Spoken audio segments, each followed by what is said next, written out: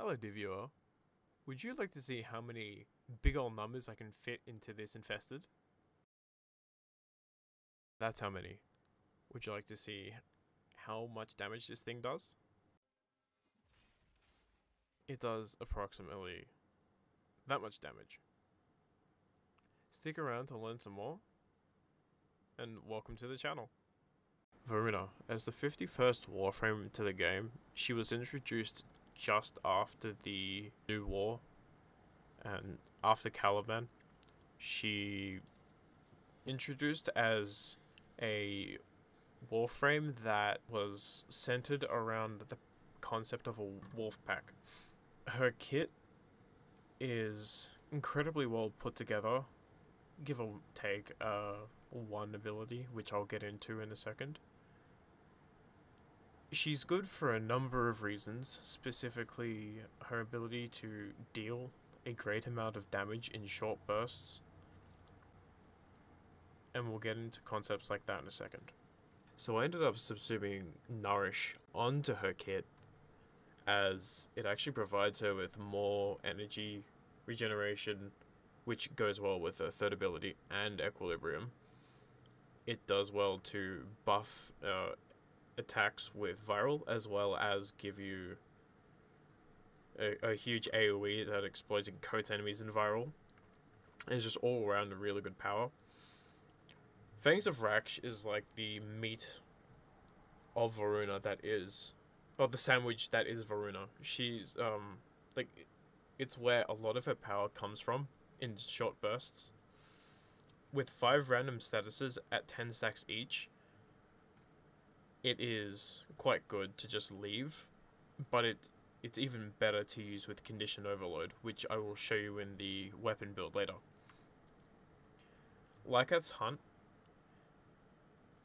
the Prime Continuity and...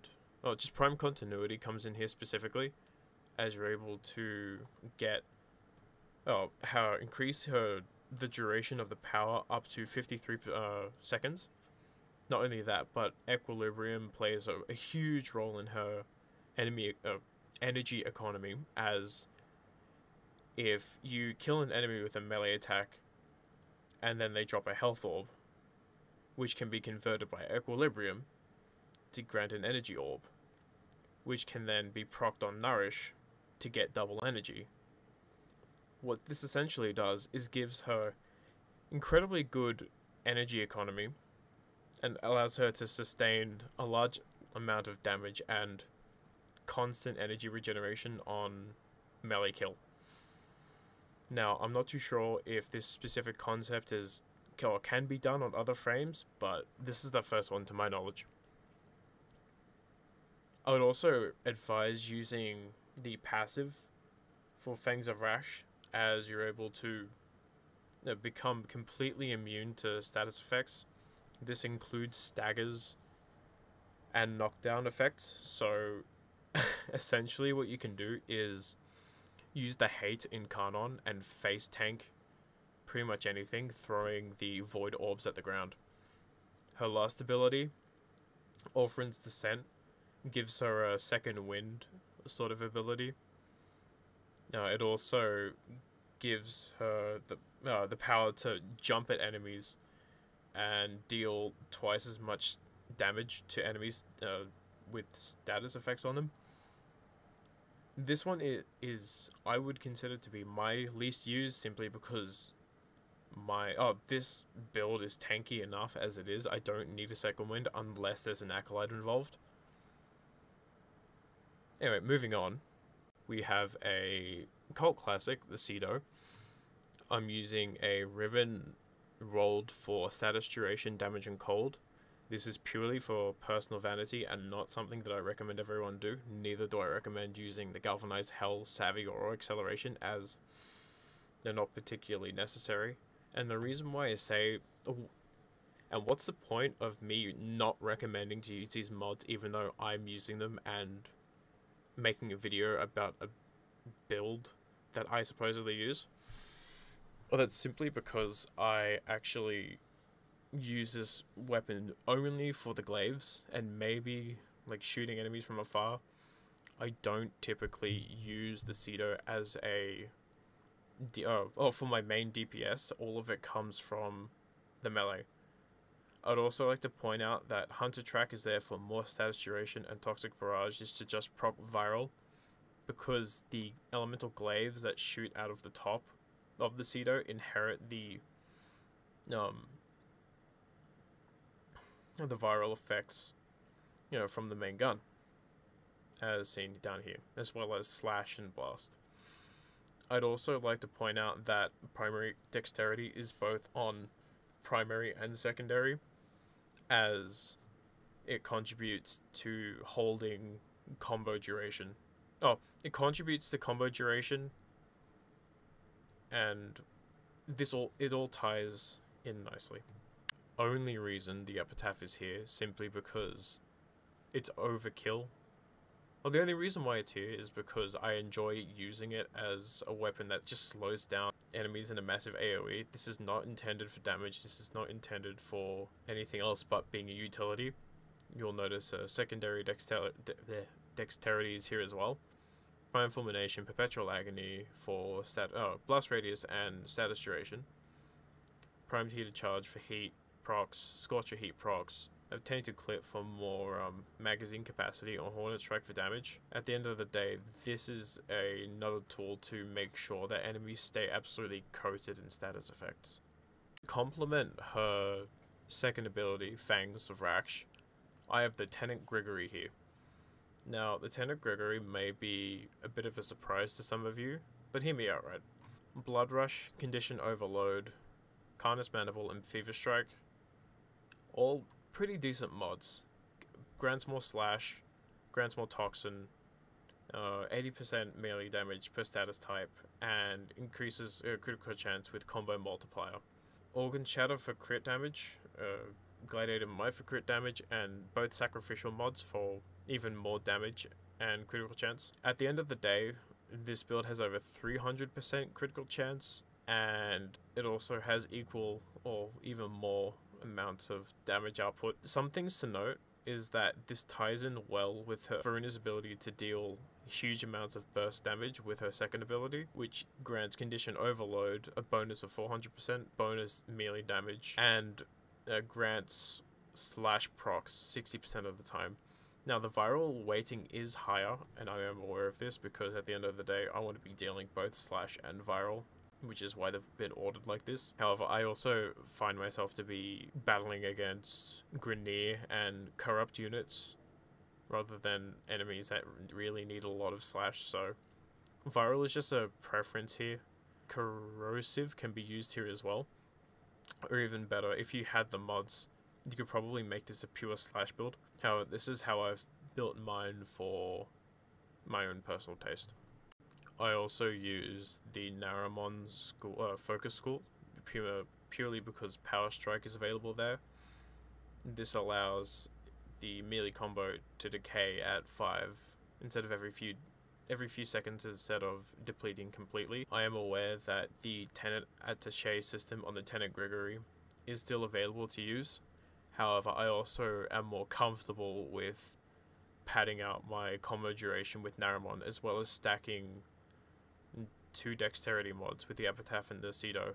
With this in mind, I'm able to get an effective 15 seconds more time with combo duration and not have to worry about it as much, being able to flexibly move between different groups of enemies. This build so far has been focused on a melee and just very refined to only benefit her melee attacks. Now presenting man's best friend, this is the Pharaoh Predacite from Deimos. You can obtain one of these by just finding it out in the open world, and here are the mods. You'll find that I've got linked health and linked armor for a huge bonus to survivability, primed pack leader, and primed animal instinct for loot radar and lifesteal link. Both synth mods are valuable, as well as both mecha mods on here.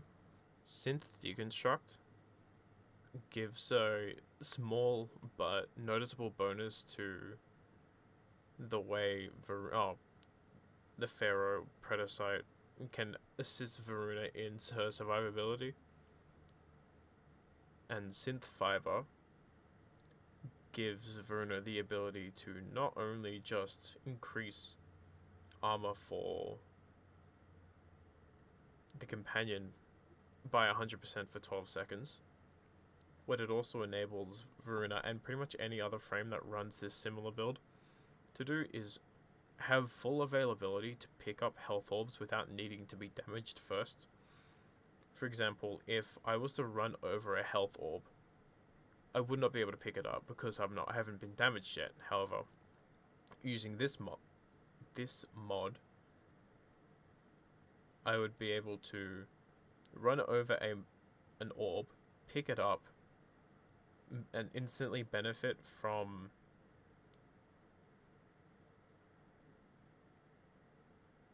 equilibrium as well as nourish, and using her third ability as well. Mecha Overdrive and Mecha Recharge complement the first two mods on Voruna, as Status Link and Status Duration are valuable, and Shield Recharge are also good for just general tankiness.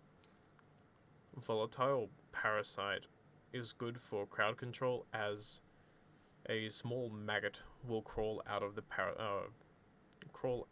Predacite and affect an enemy. This enemy will then have other enemies attack it to distract them, as well as just so it acts as like a passive CC. This by no means is supposed to be a DPS ability, and at the end of the day it just coats enemies every 15 seconds with viral. Fetch is a clear mod choice at the end of the day. It gives you vacuum. There's not much else to say about that. Lastly, I do want to point out that I have 5 shards in this Voruna build. 3 of them being in melee crit damage, but 2 of them being Tau Forged, granting higher bonuses than the regular, and 2 blue shards granting more armor as well, 225 and 150 respectively. This gives Voruna the her base bonus stats her base stats a bonus, increasing her armor up to 65.3%, and her critical multiplier up to 5.6, using this specific build and using those specific shards.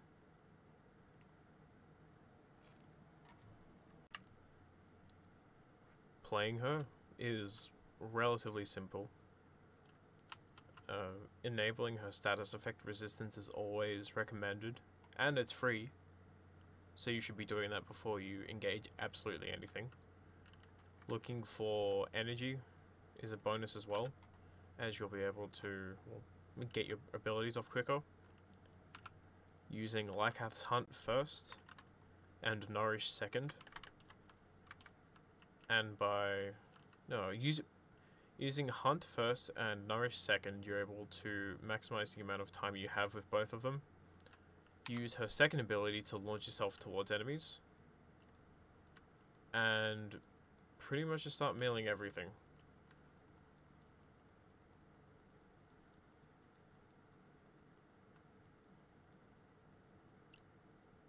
What you'll find is that Equilibrium was being used as often or as much as as much as I was using her melee.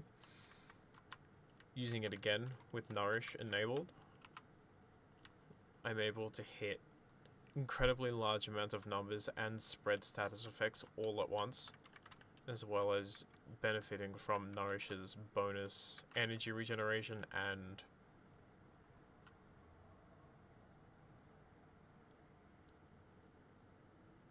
damage bonus. You'll also see here that this enemy, if I can, yeah, there it is. This enemy has the mecha icon above it, so if we we coat that specific enemy in status effects, not with our abilities, and then use our abilities last, and kill that one, you'll find that we can deal a significant amount of damage over time to even Eximus. One thing specifically I would like to point out is that Eximus and only the toughest enemies in the game only benefit you more. So if you want to go hunting for specific tough enemies that are able to hold status effects, this is the build for you. I personally do it just out of the challenge just out of challenge, because it's the only real tough content out there. Alright, we have... I'm going to summon 20 Orphic Spectres, keep them paused, so I don't want to die instantly. Launch myself at them using her abilities, coat them with the Cedo, launch with a 2, and it only takes a few hits to clear even Orphic Spectres at level 175. They don't even exist at level 175 in the game.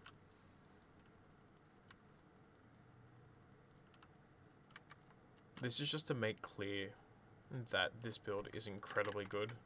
It's well balanced and just generally incredibly impressive. But the last component of her ability is to use the Cedo, use the Epitaph, but then take the stored combo count from your Lieutenant Grigori and use the sliding heavy.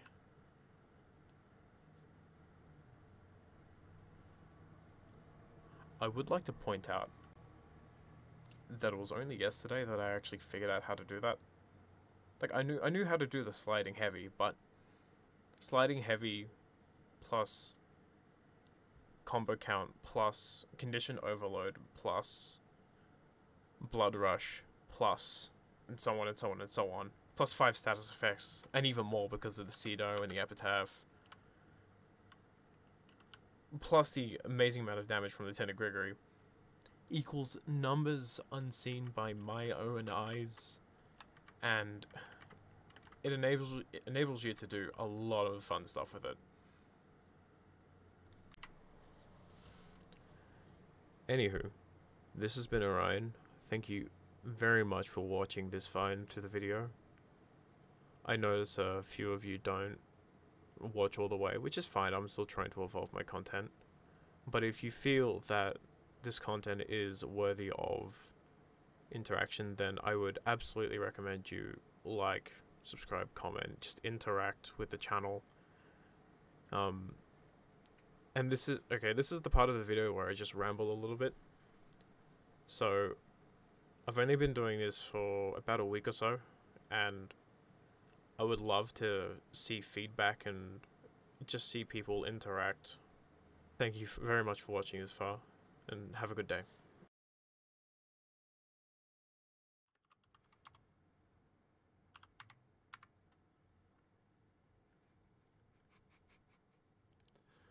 Fucks.